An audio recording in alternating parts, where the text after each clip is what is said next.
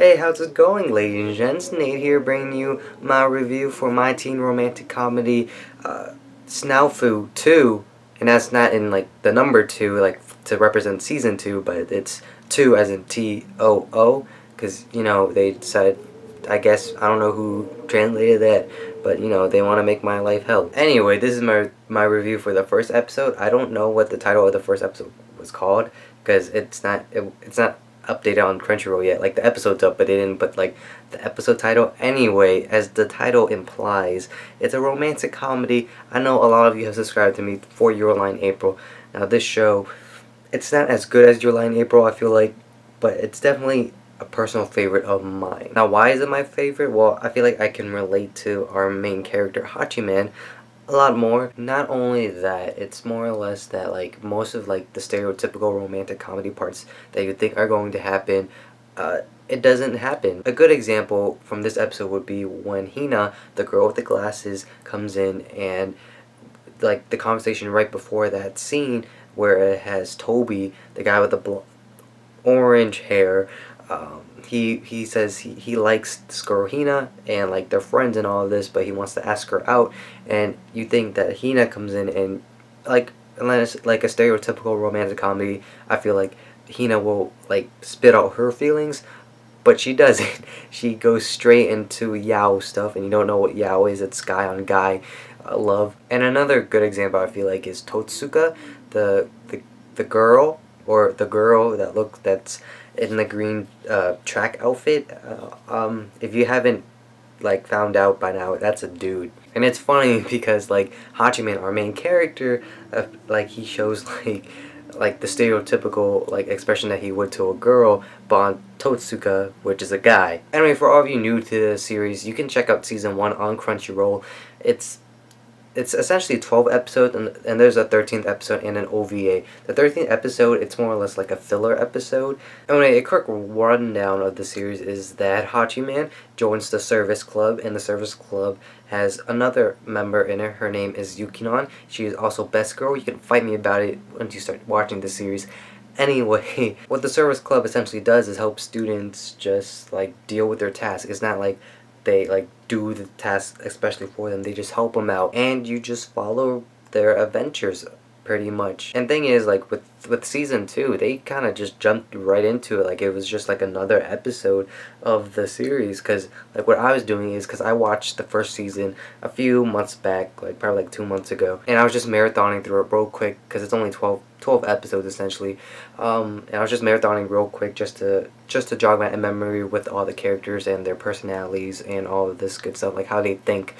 And, like, they just jump straight into it. Like, I mean, the animation and the character designs are kind of different, but what I like about these character designs in season 2 are that they're much closer to the light novels. Anyway, on to the actual episode. I really liked how they introduced the first request that they got, because it shows, like, the character's evolution, sort of, at least for one of them, and that's when Hayama and Toby come in, and they request help from the service club, and the service club is like, alright, let's hear you out. But then Toby, being the loud and obnoxious guy that he is, he kind of, like, disses Hachiman right in front of, like, the whole everybody. And, like, Toby goes on around saying, like, oh, I don't know if I can say this in front of you guys because Hachiman is here, and I don't really trust Hachiman. And this whole time he's, like, saying his name wrong, which, one, it's like, that's kind of messed up. But two, the guy's, like, right there. That's just, like, messed up. You're doing it, like, right in front of his face. Anyway, I like how Yukinon responds in the fact of the matter is, like, she was like,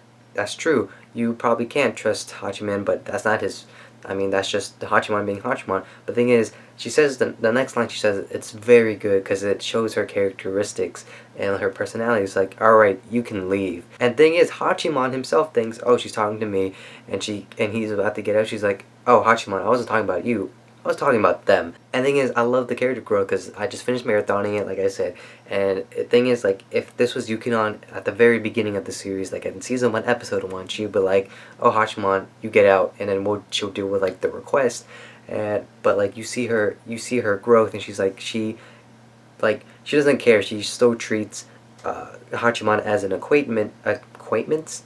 God, this is what happens when you, like, I do late videos, but she treats Hachiman like an acquaintance and is like, no, you stay, you're part of this club. And I just like the evolution of the character. Anyway, going on with the rest of the episode, I really like how they gave both girls a time to shine. Because if you look at the poster, there's actually a third girl, and I think she plays into the season or like the rest of the books. But I like how they gave both girls, both Yui, the girl with the orange hair and the bigger chest, and Yukino a time to shine. Oh, I'm gonna throw this in here. It's a horrible segue, but the opening and ending, I like them a lot. They're both very good. I like how the opening's animated. I love the little design that the ending has, where it shows each character and it just transitions from character to character. And if you listen to the ending, they did the exact same thing that they did with the first ending from season 1. Is that they kept the voice actresses for Yui and Yukino and had them sing the ending song. Anyway, back to the girls. I really like how, I don't know if it's supposed to symbolize anything, but like Yui, the girl with the orange hair and the bigger chest, her and Hachiman, you see them in the morning, or you see them during the day, because I feel like Yui's personality, it's not cold or anything, it's not like Yukinon's, but it's more like energetic and poppy and all of this, and I think like when you transition to Yukinon's, it's not dark or cold, it's just like more chill and laid back. But with both girls, I like how they kind of showed like the romance part between Yui and Hachiman, and like Yukino with Hachiman, like during their scenes, like the one when Yui is drinking from the little water thingy, and you see like Hachiman's like, I'm not gonna drink right after you because and she kind of gets flustered. She's like, you don't even have to worry about that. And you hear Hachiman's inner monologue saying, yeah, you don't have to worry about that, but like thing is, I won't even taste the water because I will be just thinking about like, oh hey, our lips indirectly just touched. And then you see Yukino on side where she kind of gets flustered a little bit when she got lost and she had to follow Hachiman. She was like, I shouldn't stick around. Like when they were walking home, they were like, I probably shouldn't stick around you too much because if anybody sees us that's from our school, they're gonna think, oh, we're a thing, and she doesn't want that. Also at the end when she blushes, she was stuttering to say, oh, thank you for walking me home. We also saw all the side characters from season 1, which I feel like thing about the supporting cast is that like the popular kids, like the kids that you're gonna see a lot, they're like the actual supporting cast. Jesus Christ, my words. But like the girl with the white hair and the otaku guy, the guy with the trench coat, like those two are just like there to be there. Like you only see them once or twice in season 1 because like they're part of an episode. Like they get an episode just to themselves, just to help. Like you see the service club helping them out, and sometimes you see them more than that. But like other than that, they don't play into like Hachiman's or like Yukinon's or Yui's relationship. I don't know my grade for that, so I'm gonna give it an A because I feel like this episode, it was just like a regular episode of like My Teen Romantic Comedy SNAFU, where like it gives you that tiny twist, and it was just like another episode, and it was really great. I mean, I thought the openings and endings were great. The animation looked pretty solid. I like the character designs, even though they're drastically different from season 1, but I still enjoy them. I enjoyed seeing the little seeing both girls sharing their time with Hachiman, and I like just seeing Hachiman again, because like I said, like I was marathoning and it was like I was watching another episode and it was fantastic. I should also mention one thing before I end this video, is that the dialogue of this show, this anime, is that it's very subtle with things, so you have to like read it carefully and then like connect it with like other things from like other episodes to make sure you understand like the full story. And I might miss some stuff in future reviews, and that's the thing, but hopefully I don't, and if I do, let me know down in the comments below. But my question to you guys is, are you guys going to watch this? I know a lot of you, like I said, subscribe to me for Hero Lie in April.